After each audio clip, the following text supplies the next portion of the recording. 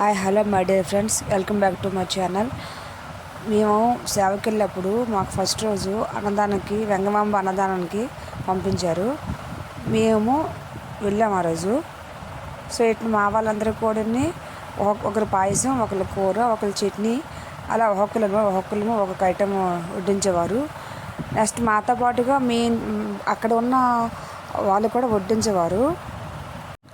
అక్కడ మాతో పాటు అక్కడ వడ్డించేవారు కూడా ఒకరు ఉండేవారు. ఇగో అక్కడ వచ్చి మా చిన్న అత్తయ్య, ఇక మా వాళ్ళ దగ్గర వస్తున్నారు. వన్ బై వన్ ఒకరు ఆకులు వేయడం, ఒకరు గ్లాస్తో వాటర్లు పెట్టడం ఇలా చేసేవారు. ఇగో మాకు ఆ రోజు డ్రెస్ చేంజ్ చేసుకుందామన్నా కూడా టైం కూడా లేదు.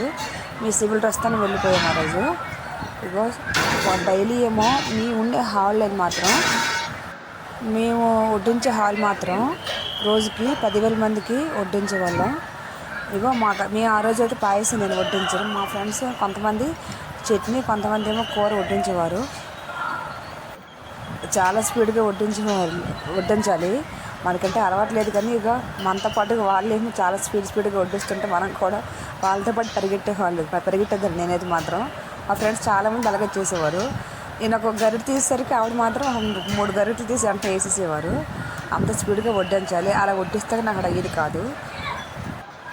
మేము వెళ్ళే రోజు వేరే బ్యాచ్ కూడా వచ్చింది. ఆ రోజు అదే రోజు అదే దీంట్లో వేశారు.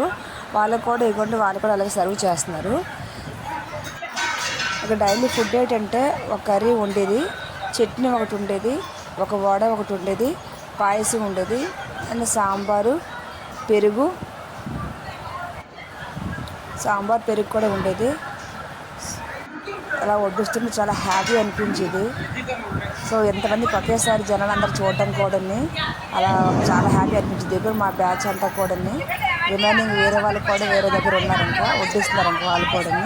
ఇక వాళ్ళంతా కూడా మొత్తం 14 మెంబర్స్ ఒకే దగ్గర పడింది. ఒకరు ఫస్ట్ డే మాత్రం మాకు అన్నదానం పడింది.